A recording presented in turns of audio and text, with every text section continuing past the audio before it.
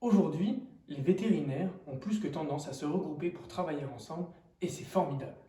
Que ce soit à travers un partage des gardes entre cliniques voisines, l'adhésion à des GIE ou bien encore en rejoignant un groupe de cliniques, le phénomène de consolidation dans son sens le plus large a renforcé l'existence et l'importance des comités de pilotage, des conseils d'administration et de tout autre pouvoir de décision.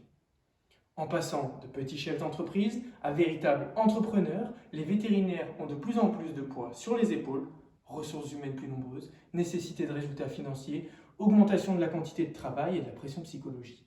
Ainsi, les associés gérants de la très petite entreprise, exerçant directement au chevet du patient, prennent de l'altitude dans l'échelle de décision et rejoignent les hautes sphères des grandes entreprises vétérinaires. Bon, certes, j'exagère un peu le trait. On est encore loin du CAC 40, mais comment garder les pieds sur terre dans une telle dynamique de développement des structures de soins?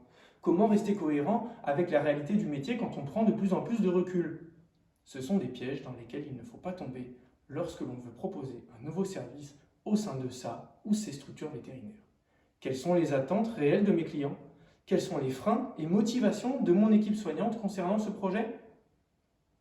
Dans ma thèse, je propose pour la première fois à l'entrepreneur vétérinaire une méthodologie pour étudier l'adéquation entre une offre de médecine préventive et les attentes des propriétaires de chiens et chats au sein d'un groupe de cliniques. J'ai travaillé sur un plan de prévention qui ne rencontrait pas le succès attendu. Mais Rémi, dis-moi, juste avant, tu peux me rappeler ce que c'est un plan de prévention, s'il te plaît? Le plan de prévention, c'est un ensemble d'actes, de services et de produits de prévention permettant de maintenir la bonne santé de l'animal. On le planifie sur un an et le propriétaire bénéficie d'une facilitation de paiement à travers une mensualisation des dépenses. Ça paraît génial, non? Alors pour savoir ce qu'il en était, j'ai pris mon baluchon, je suis allé rencontrer les clients des diverses cliniques. Nous avons échangé plusieurs heures et ils m'ont expliqué ce qu'ils attendaient du vétérinaire en matière de prévention. C'est ce qu'on appelle des focus groups. J'en ai tiré des conclusions représentatives d'un petit échantillon d'individus. Ensuite, ces éléments, je les ai quantifiés à l'échelle de tout le réseau en interrogeant cette fois les clients de 24 cliniques en France.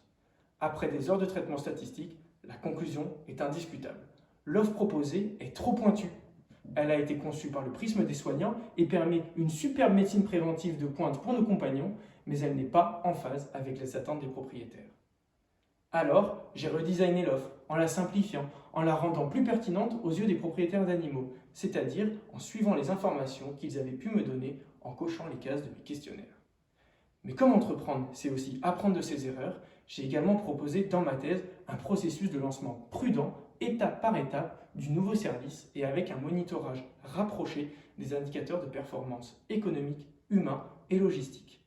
Au final, notre associé gérant a beaucoup de poids sur les épaules, mais il peut tourner cela en une force au sens vectoriel du terme, lui permettant de garder les pieds sur terre et de faire des choix stratégiques forts pour sa structure et cohérents avec l'évolution de l'environnement vétérinaire. Merci à tous.